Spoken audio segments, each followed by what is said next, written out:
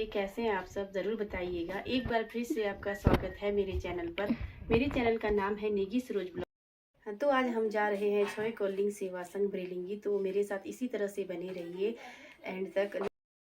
सबसे पहले आप देखिए यहाँ का व्यू किस तरह से है।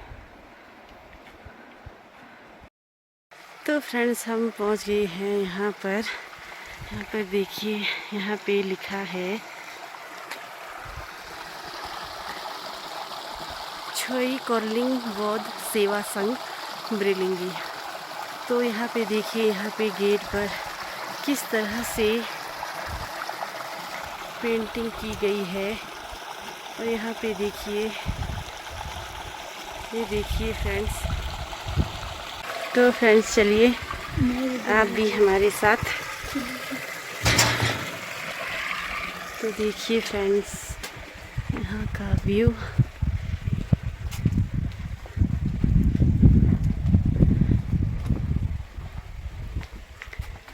ये है छोटे जो है, ये है, इसको इस तरह से घुमाया जाता है और कहते हैं इसके घुमाने से जो हमने पाप किए हैं वो कम हो जाती है।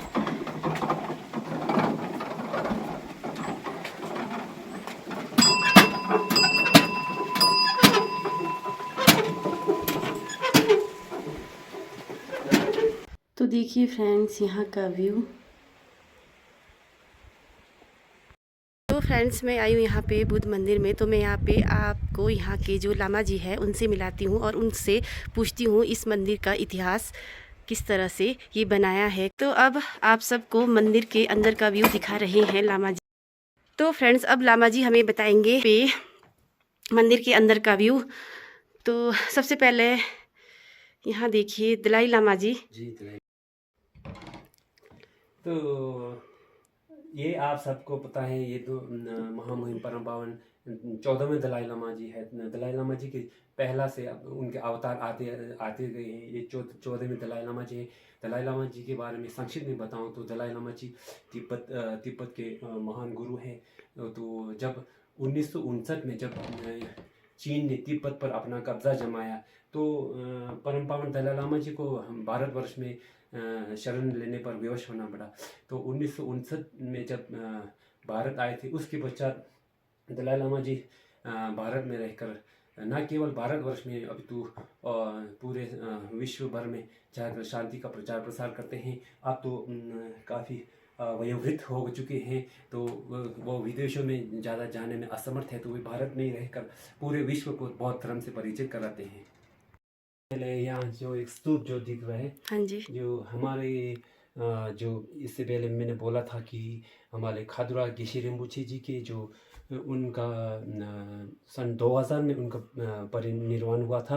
हाँ तो जी। उनके अस्थि यहाँ से अंदर रखे हुए हैं। तो रिम्बुची जी के जितने भी श्रद्धालुगण थे, वे यहाँ बौद्ध मंदिर आके इस स्तूप का जो दर्शन करते हैं। तो उनका मान्यता है कि अभी वर्तमान भी हमारे रिमुची जी के हम साक्षात दर्शन कर रहे हैं, ये सब मान्यता है इस स्तूप में। ठीक है। तो इसके बाद यहाँ पे है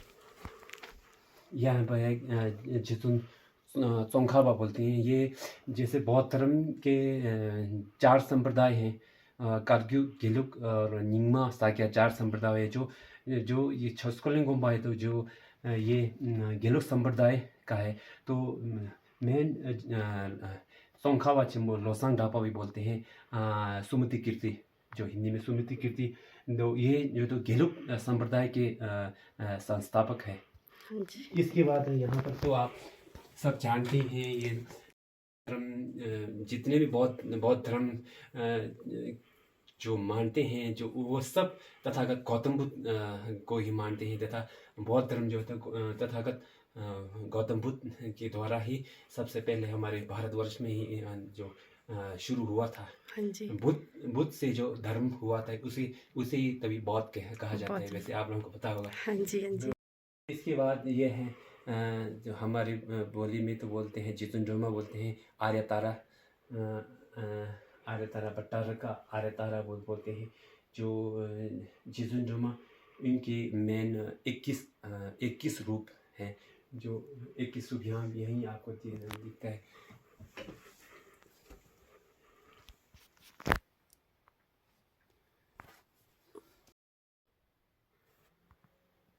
नमा है। तो धर्म में ऐसा मान्यता है कि हम जब जिसुनमा के हम पूजा अर्चना करते हैं तो हमारे जितने भी बाधा जितने भी विघ्न होते हैं वो उनको मतलब दूर करते हैं। जैसे कि कहीं पानी में कोई अशुभ घटना हो जाता है, उससे भी जिसुनमा जो विघ्न से हमें दूर रखते हैं। इस तरह के हम 21 जितने भी हमारे अंदर जो कोई अस्वस्थ होना, कोई पानी में पानी का डर, कहीं आग का डर, जैसे जितने भी हमारे डर होते हैं उस डर को हम जितुनमा की अगर हम पूजा अर्चना करते हैं तो जितुनमा निश्चित रूप से ये कोई करना होता है वो टल जाता है। तो लामा सबके जी बारे ये में जो वो पोथियाँ हैं ना, तो इसके बारे में कुछ बताएंगे थोड़ा सा बस। कांग्यूर टेंग्यूर दो होते हैं। हाँ जी। कांग्यूर का मतलब ये था कि तथागत जब गौतम बुद्ध ने कि कहे गए जो साक्षात कहे गए वचन है, उन वचनों को पहले तो तथागत के दौरान उन्होंने पाली में प्रवचन किए थे। तो पाली में जितने भी ग्रंथ थे उसे तो आचार्य कमलशील और आर्य पद्मा संभव वगैरह बहुत से भारतीय विद्वान जो है तो तिब्बत गए। तिब्बत जाके वहाँ पर बौद्ध धर्म का प्रचार प्रसार किए। तो वहाँ के जितने भी अनुवादक, महान अनुवादक जो लोचावा बोलते हैं, उन्होंने फिर तिब्बती भाषा में ट्रांसलेट करके जो सुरक्षित रखे हैं वो जो है तो उसकी कांग्यूर बोलते हैं। वो अच्छा। कांग्यूर। फिर उसके बाद तेंग्यूर होते हैं दूसरा। तेंग्यूर की ऐसा है कि जो तथागत के वचनों को नालंदा बौद्ध परंपरा के जो विद्वान थे, भारतीय नालंदा बौद्ध परंपरा के विद्वानों ने तथागत गौतम बुद्ध के वचनों को उन्होंने साक्षात उन्होंने थोड़ा थोड़ा अनुवाद भी करके जो जितने भी ग्रंथ हैं उसे हम तेंग्यूर कहा जाता है। ठीक है जी।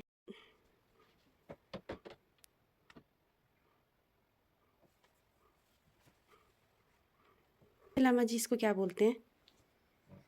इसको हमारे स्थानीय बोली में तो इसे डोंजिम बोलते हैं, हिंदी में इसे डोल भी कह सकते हैं।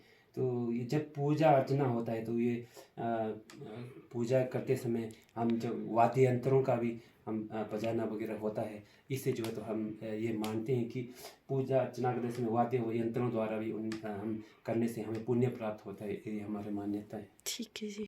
लामा जी एक और बात पूछना था, जो रास्ते में जो माने बनाया जाता है वो किस लिए बनाते हैं, मतलब उसका उद्देश्य क्या होता है? अच्छा अच्छा। जो माने का तो वैसे अर्थ बहुत लंबा है। अगर मैं संक्षिप्त में कहूँ तो जो माने ओम माने पादमे हुम, ये 6 अक्षर है। ये 6 अक्षर हम मानते हैं कि 6 अक्षर जितने 6 प्रकार के योनि में जितने भी जन्म लिए प्राणी होते हैं, तिर्यक, मनुष्य, प्रेत, नरक वगैरह जितने भी प्राणी हैं, उन सब के लिए सबके कल्याण के लिए प्रार्थना किया जाता है। और ओम मानी पादमे हुम, ओम मानी पादमे हुम जाप करने से हमारा ऐसा मान्यता है कि ओम मानी पादमे हुम वैसे आर्य अवलोकितेश्वर के मंत्र है। आर्य अवलोकितेश्वर जो कि तथागत गौतम बुद्ध के दया और करुणा के प्रतीक माना जाता है। तो उनके जो मंत्र जाप करने से हमारे मन जो है तो शुद्ध होता है। आपने यहाँ पे फोटो लगाई है, इसके बारे में बताएंगे कुछ मुझे? हाँ जी, ये जो है तो मैंने इससे पहले बताया था, हमारे छत्तीसगढ़ में बौद्ध सेवा संघ एक जो गोम्पा है उसके मेन संस्थापक जो है तो खदुरा केशरी रिम्पोछे, जिनका 2000 में जो महापरिनिर्वाण हुआ था, उनके ये चित्र है। खदुरा केशरी रिम्पोछे ये खदुरा के बिलोंग करते हैं। और अच्छा जी। ये हमारे किन्नौर की ग्यावों गांव के एक महान विद्वान हुए थे, जो हम हिमालयन जगत में इन्हें साक्षात बोधिसत्व मानते हैं। जो इन्होंने बचपन से बहुत पहले तिब्बत में जाकर, उन दौरान तिब्बत में जाना इतना आसान नहीं था। तिब्बत में जाकर उन्होंने अध्ययन करके केशेलाराम उपाधि प्राप्त करने के पश्चात फिर किन्नौर में बौद्ध धर्म के प्रचार प्रसार किए थे। ठीक है जी, धन्यवाद। ये जो लुंगता लगाया गया है इसमें 5 कलर का है ये, तो इसके बारे में आप हमें थोड़ा बताएंगे? मैन लगाने का जो मकसद जो है तो ये 5 रंग जो है तो ये 4 महाभूत जो तो पृथ्वी, जल, वायु, आकाश, उनका उनका प्रतीक जैसा है। तो हम जब भी कोई अस्वस्थ होता है हाँ जी। तो उनके लिए ये लगाया जाता है। इस लगाने का क्या है कि जो हमारे शरीर भी तो जो हमारी जो मान्यता है कि हमारे जो शरीर भी 4 महाभूतों से बना हुआ है। हाँ जी। तो जब कोई अस्वस्थ होता है तो ये लुंगदा में जो बहुत मंत्र लिखे हुए हैं इसको लगाने से तो शरीर स्वस्थ होने का ऐसा माना जाता था। तो पहले तो ऐसा हुआ करता था कि जो शादियों में ये लुंगदा नहीं दूसरा लगाया जाता था। तो आजकल कोई अज्ञान की वजह से या क्या कहा जाए कि लोग शादियों में भी ऐसा सजावट के लिए भी लगाते हैं, लेकिन ये ऐसा किससे नहीं लगाते हैं लामा जी? ये जो लुंगता है इसको शादियों में लगा रहे कोई हैं? शादियों में ऐसा अच्छा। सजावट के लिए भी ऐसा लगाते हैं, लेकिन अच्छा। ऐसा नहीं लगाना चाहिए मेरे विचार से। ये तो मैं साफ़ सुथरे कहीं जगहों में ऐसा लगाना चाहिए। तो इसमें क्योंकि बहुत मंत्र भी लिखे हुए हैं। हाँ। तो आप मेरे को इस मंदिर के बारे में बताएंगे कुछ? ये जो हमारे मंदिर का नाम है छोस्कोलिंग बौद्ध सेवा संघ, ये प्रेलिंगी गांव में है। हाँ जी।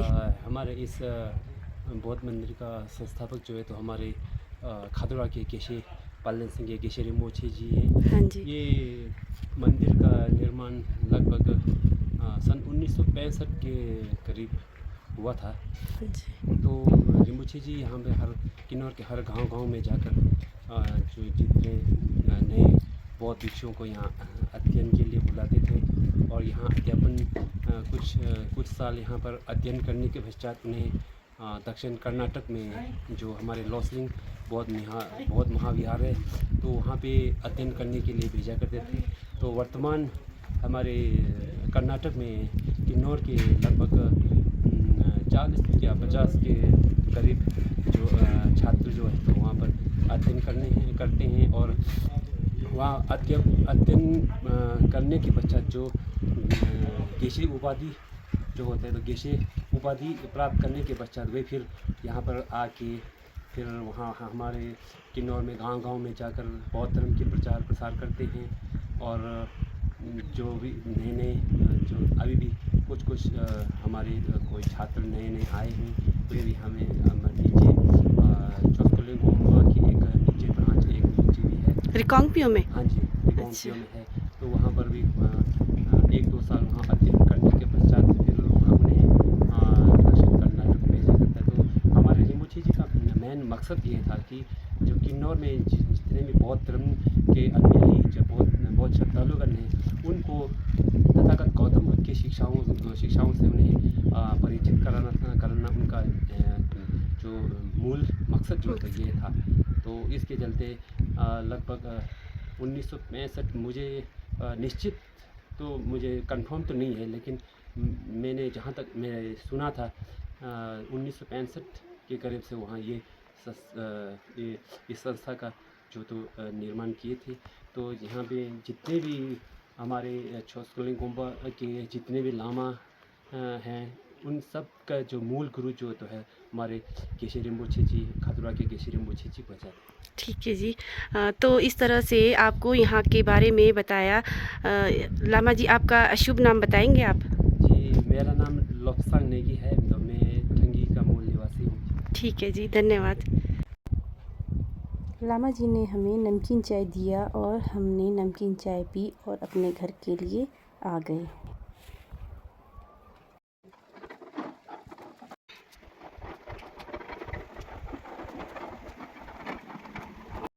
तो फ्रेंड्स आज का वीडियो कैसा लगा ज़रूर बताइएगा। नए हो तो चैनल पर सब्सक्राइब कीजिए, लाइक कीजिए, शेयर कीजिए। मुझे आप सबकी सपोर्ट की बहुत ज़्यादा ज़रूरत है। धन्यवाद।